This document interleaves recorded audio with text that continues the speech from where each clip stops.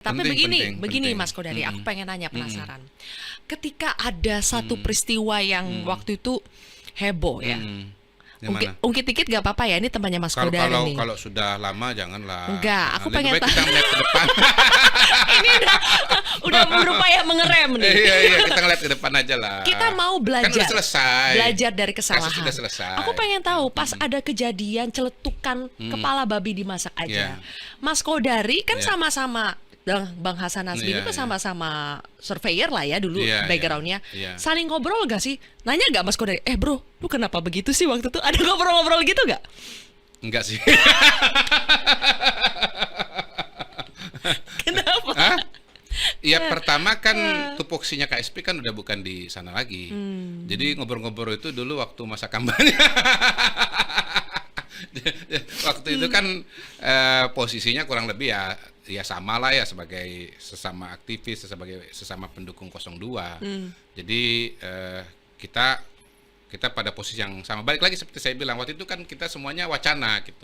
Sekarang sudah punya pos masing-masing. Jadi ya kita percaya bahwa masing-masing punya wewenang, punya tugas, dan ya kalau KSP kan balik lagi, sejauh itu bukan program prioritas, kita biasanya lihat dulu. Bahkan program prioritas pun kita nggak langsung masuk kan. Kita juga biasanya ngeliat dulu nih perencanaan, kemudian implementasi awal gitu. Terus kemudian ketika sudah berjalan. Jadi saya kira lebih ke sana sih, lebih kepada program-program prioritas lah pada waktu itu. Tapi sekarang kalau menjawab pertanyaan seperti ini lebih susah gak sih Mas Kodari? Gimana? Menjawab pertanyaan seperti itu? Lebih susah gak tuh? Karena ini mungkin kan jawabnya begini aja, langsung aja. Kalau saya misalnya,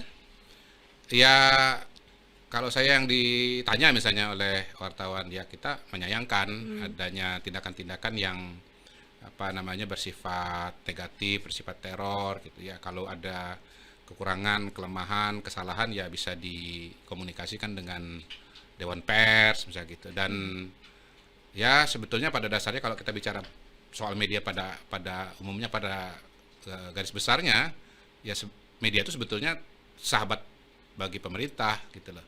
Untuk bisa mengkomunikasikan. Seperti saya bilang, cek kesehatan gratis itu kita perlu dikomunikasikan. Itu pemberitaan media kan membantu kita untuk menyukseskan CKG. Makanya sekarang beda. Makanya sekarang setiap pertanyaan dari aku nih ada nyelip program-program pemerintah. Masuk nanya soal Bang Hasan, nyelip lagi program pemerintah. Kan begitu dong. Ini dong. kan sekarang pemerintah, program pemerintah. Kalau sebagai jurukam kan nyelipnya kan 02. Dulu ingat gak gini aja begini dong. Iya. Dulu daguannya gini kan gitu. Dulu kan kamu mikir aja begini kan, saya mikir aja dulu gini kan. Iya, si paling Prabowo dulu kan. Oke, ini jangan gitu dong. begini kan iya dong. Saya setuju dengan pendapat Anda. Nah, kalau kayak gini, ini Mas Kodari yang kita kenal dulu nih. Iya. Okay. Makanya ini kan replikasi kalau sebagai juru kampanye kan, atau sebagai aktivis kan gitu. Kalau sebagai pemerintah ya program-program pemerintah harus diselipkan. Oke, ini program. Tapi saya percaya betul soal itu, bukan sweet talk ya. Ya karena memang realita. Yang mana nih? Yang mana nih? Percaya bahwa memang media itu adalah mitranya pemerintah. Iya, gitu pasti. Dalam melaksanakan program pembangunan. Karena saya percaya bahwa tadi kebijakan publik dengan komunikasi publik itu satu paket, itu nggak bisa sebelah aja. Iya. Komunikasi publik juga kalau nggak ada kebijakan publik mau komunikasi apa? Apa yang mau disampaikan? Gitu. Oke. Ini gampang nih. Ini soal program pemerintah. Bukan program sih, tapi lebih kepada hasil dari program pemerintah itu kan bisa menimbulkan kepercayaan atau ketidakpercayaan publik. Betul. Dan kemarin kita dengar sudah ada rilis Dan mediumnya adalah komunikasi. Betul. Survei Indikator Politik Indonesia. Setuju. Ini kayaknya ini langsung semangat nih karena kabar baik nih. Oke. Jadi Lembaga Survei Indikator Politik Indonesia itu kan merilis hasil survei tingkat kepercayaan publik kepercayaan publik atas kinerja lembaga negara dan pemberantasan korupsi. Mungkin lebih tepatnya kepercayaan kepada lembaga ya, bukan bicara kinerja ya. Terus juga TNI dan Presiden itu menjadi institusi yang mendapatkan kepercayaan publik paling tinggi. Nih ini Ya. memuaskan banget Iya, dong iya, berarti ya. Tapi itu nggak mengherankan kan? Tidak Karena mengherankan. survei 100 hari kepuasan kepada presiden kan angkanya kan tinggi sekali 80%. Kalau nggak salah ada indikator, ada Kompas, terus Itu lupa beda saya ya satu Mas, lagi. itu kepuasan, Iya, ini iya, beda, kepercayaan beda, publik beda, ya beda, terhadap lembaga ya. Betul, betul, betul. Harus bisa dibedakan karena banyak yang Iya. mengartikan bahwa oh ini berarti kepuasan approval rating. Iya, iya. Kalau Memang sebagai biasanya istilah sih- survei bukan ya Mas? Biasanya kan begini, biasanya itu polanya itu searah. Searah. Ya, jadi Linear. linear. Jadi kalau kepuasan kepada kinerja presiden itu tinggi, maka kemudian trustnya juga tinggi. Kalau kepuasan kepada kinerja turun, kemungkinan juga turun gitu. Jadi sebetulnya sih kalau masih tinggi kepercayaan itu kemungkinan ya tingkat kepuasan juga tinggi. Ya, ini kan saya nggak bisa jawab persis. Tapi begini, yang mungkin penting adalah apa sih gunanya mengukur Betul. trust kepada lembaga itu? Gunanya ya tadi kepercayaan kebijakan publik itu tidak berdiri di ruang hampa gitu. Jadi kalau pemerintah punya program, trust kepada lembaga kepresidenan sebagai lembaga eksekutif tinggi, maka program itu akan didukung oleh masyarakat gitu. Nah, kalau didukung oleh masyarakat, probability suksesnya kan akan lebih tinggi gitu. Nah, kalau nggak didukung kan ya program sebagus apapun kalau masyarakatnya nggak mau partisipasi, nggak ada gunanya juga gitu. Ini mungkin ekstrim ya, tapi katakan misalnya makan bergizi gratis, masyarakat nggak dukung, mungkin orang tua nggak dukung, dia ngomong sama anaknya, nanti makan bergizi gratis di sekolah kamu jangan makan ya, misalnya begitu. Ini ilustrasi ekstrim ya. Kalau itu terjadi kan makan bergizi diantarkan ke sekolah pun juga nanti nggak dimakan dan justru akan jadi apa? Jadi sampah. Gitu Maksud loh. Mas Kodari, angka ini muncul Ya. yang 80% Ya. kepercayaan publik terhadap Ya. lembaga presiden itu Ya. muncul karena memang program-program dari presiden itu direspon baik oleh masyarakat.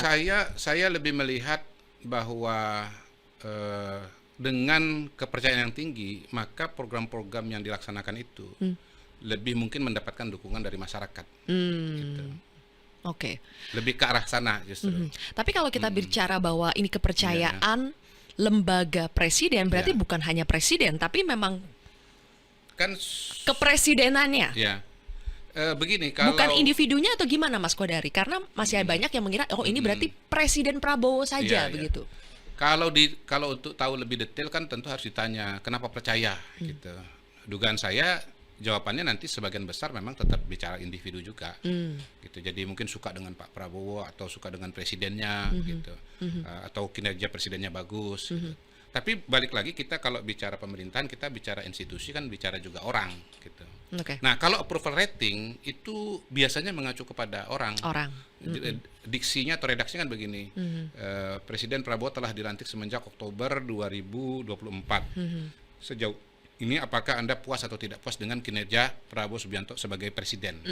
Wording pertanyaannya biasanya Nah, gitu kira-kira ya. begitu. Jadi kalau kepuasan Oke. itu biasanya spesifik kepada Individu. individu. Kalau saya yang survei, bahkan saya pertanyaan berikutnya, saya tanya, misal Gibran Rakabuming Raka sebagai wakil presiden, gitu. Ada juga sih yang menggabungkan keduanya, puas atau tidak puas dengan kinerja Prabowo dan Gibran sebagai presiden dan wakil presiden. Tapi kalau saya lebih cenderung untuk memisahkan dua-duanya, Oke. karena itu kan dua individu yang terpisah ya. Jadi kita akan sangat menarik melihat bagaimana respon kepada presiden dan wakil presiden, apakah polanya sama atau misalnya polanya berbeda. Oke. Mas Kodari, ini secara angka memang bagus ya. Tapi presiden sendiri pernah mengatakan bahwa saya ingin kita secara objektif menilai diri kita. Kalau kita tidak objektif, kita bisa masuk jebakan. Jadi kita tuh jangan menganggap diri kita sudah mampu padahal Iya. kita tidak mampu. Iya.